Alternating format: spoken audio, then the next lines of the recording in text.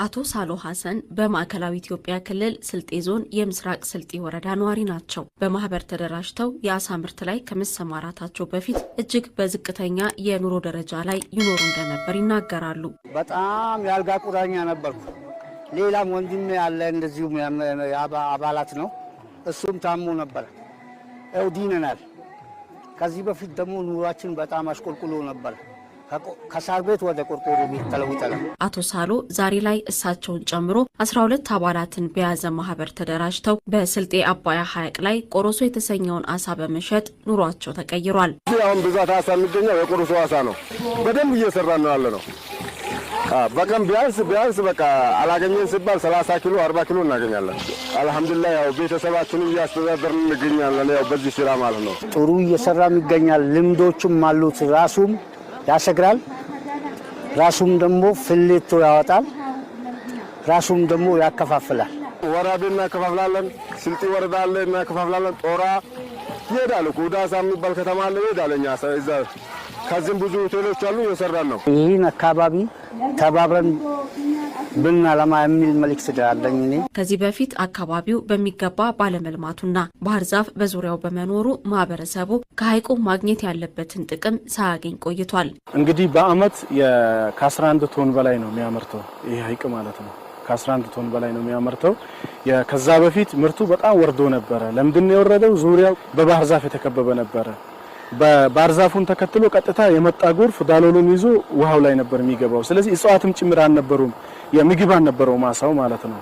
አሁን ግን ዙሪያውን በፈርዞን አስቀርተን ማልማት በመቻላችን የአሳው ሳይዙም ጨምሯል፣ የብዛቱም ጭምር በጣም በከፍተኛ ሁኔታ በ3 አመት ያመጣው ለውጥ በጣም ከፍተኛ ነው።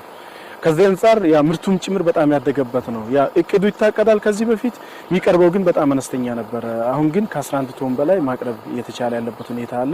ዴሊ ነው ደግሞ የሚመረተው። 1154 ሄክታር የሚሸፍነው የስልጤ አባያ ሐይቅ በውስጡ ከ100 ቶን በላይ አሳ እንደያዘ ይነገራል። በዚህም የአካባቢው ነዋሪዎች በማህበር ተደራጅተው በተፈጠረላቸው የስራ ዕድል የአሳ ምርት ወደ ተለያዩ አካባቢዎች እያቀረቡ ነው። አጠቃላይ ማህበራት አሉ እዚህ ያመርታሉ። ካመረቱ በኋላ የትኛውም ሰው መጥቶ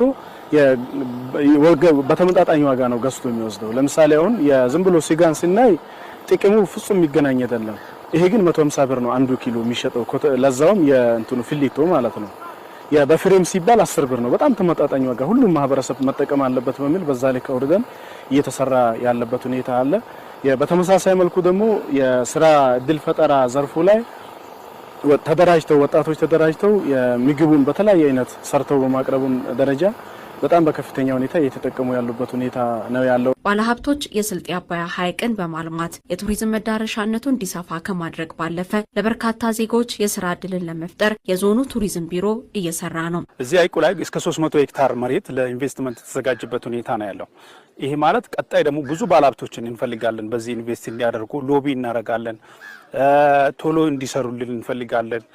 ይሄን ከሰሩልን ደግሞ እንዲያለሙልን ቶሎ ደግሞ አልቆ ሰው ወጣቱም የስራ ዕድል እንዲፈጠርለት የምንፈልግ ስለሆነ በተለይ በኢንቨስትመንት የሚመጣ ሰው ለመስራት ፍላጎት ካለው በአጭር ጊዜ የማስተናገድ ፕላንም ይዘን ነው እየሰራን ያለ ነው። በማዕከላዊ ኢትዮጵያ ክልል ከሚገኙ ሐይቆች መካከል አንዱ የሆነው የስልጤ አባያ ሐይቅ በዚህ አመት እንዲለሙ ትኩረት ከተሰጣቸው ስፍራዎች መካከል አንዱ ነው። አባያ ሐይቅ ላይ እየተሰራ ያለ የሎጅ ግንባታ አለ።